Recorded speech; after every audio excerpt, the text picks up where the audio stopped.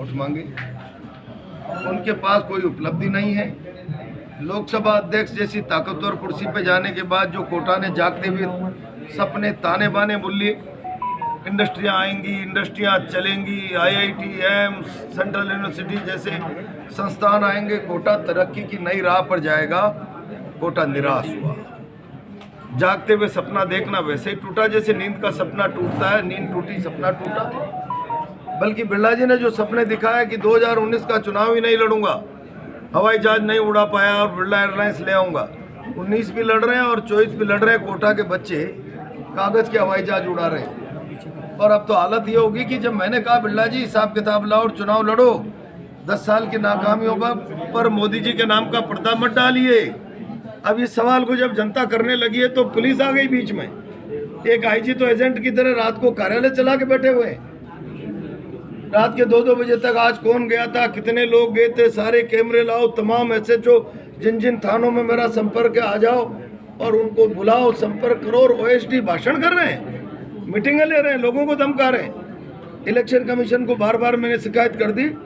Election commission मौन क्यों है? कोटा में निष्पक्ष चुनाव के लिए OSD को तत्काल लोकसभा में 10 से 5 की ड्यूटी के लिए पाबंद किया जाए और IG को अविलंब हटाया जाए। IG ओम बिरला के एजेंट के रूप में काम कर रहे हैं।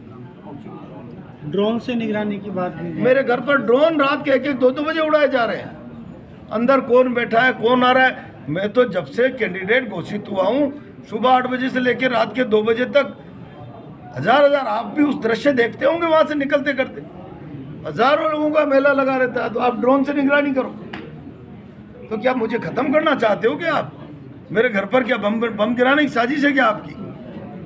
ड्रोन से निगरानी कर रहे हैं। ऐसे आप भय का वातावरण बना के दुनिया के सबसे बड़े प्रजातंत्र के सबसे बड़ी पंचायत के इस चुनाव में बसंत पर्व में लोगों की भावना को डरा धमकाकर बदल नहीं सकते। कोटा की जनता बिरला जी 10 साल के हिसाब के आधार पर फैसला करेगी। आपके पास कोई हिसाब नहीं है। आप जो सोशल मीडिया पे पार्क निर्माण और फलाना निर्माण पहली बार के पार्षदों के काम गिना रहे हो। भाई थोड़ी बहुत तो नैतिकता रखो यार। पार्षदों का काम लोकसभा का अध्यक्ष गिना रहा है, ये तो मैं ही नहीं गिनाता। मैं 2 बार MLA रहा हूँ, एक घर को पानी दिया, 4 घर मंडी के 100% गाँव, कोटा उत्तर के 4 घरों की और बस्ती में भी पानी, बैराज और रंगपुर जैसे पुल, मंडी के मोड़क और मंडी जैसे पुल, ताखली के बंदे, बड़े बड़े काम मैंने करके दिए। आप एक तो बता दो भैया, लफाजी और मीठी गोली के अलावा। अब मीठी गोली से लोगों के दांत आम गए आड़ोती की जनता के, इसलिए अब वो इस चुनाव में आपके दांत खट्टे करना चाहते। 16 साल की उम्र के बच्चों का भी आपने जिक्र किया है। हाँ ना, आपकी नीति बताइए आप। कोचिंग के बारे में जो एक्ट आया उससे कोटा आशंकित है। बिल सही है तो उस पर बयान दो और बिल गलत है तो उस पर अपनी स्थिति स्पष्ट करते। आपने क्यों पारित करा दिया? आप लोकसभा अध्यक्ष हो और इसलिए आप केवल कुछ चीजों को पर्दे के पीछे रखकर भय का माहौल बना के एक दीपक शर्मा को जेल में डाल रखा है। कोई पोस्ट शेयर कर दी तो एक दिन एक थाने में 16 बच्चों को बैठा लिया। क्या आपने बिरला जी के विरुद्ध कोई पोस्ट शेयर कैसे कर दी? तो क्या आप डेमोक्रेसी के मुंह को बंद कर दोगे? सेंसरशिप, आज़ादी खत्म कर दोगे लोगों को बोलने की और सोशल मीडिया की? इस गुंडागिर्दी पर लगाम लगना चाहिए। अब ये चुनाव शासन प्रशासन की गुंडागिर्दी के बाद आम आदमी और सरकार के बीच का चुनाव हो गया और जब आम आदमी और सरकारें लड़ती है तो सरकारों को घुटने के बल पर नाक रगड़कर डंडू की तरह रेंगना पड़ता है। ये चुनाव का असर भी यही होने वाला है। इलेक्शन कमीशन को शिकायत की है, कोई कार्रवाई की उम्मीद है आपको? इलेक्शन कमीशन मौन क्यों? अब तक तो राजीव दत्ता यहाँ से विदाई हो जाने चाहिए थे। 2-2 बार 3-3 बार मेल कर दिए। IG के लिए मैं अभी आज ऑब्जर्वर के पास जाके आया हूँ, थे नहीं वहाँ पे सर्किट हाउस में।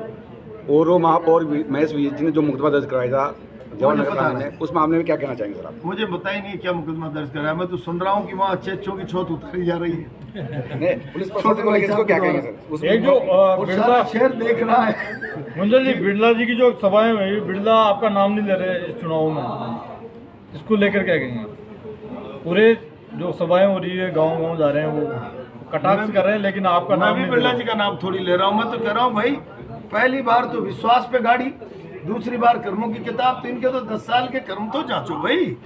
10 साल बाद भी आप मोदी का मुखौटा लेकर ही आ रहे हो क्या? इसका मतलब आपके कर्म कुछ है ही नहीं, उपलब्धियां गिनाने को।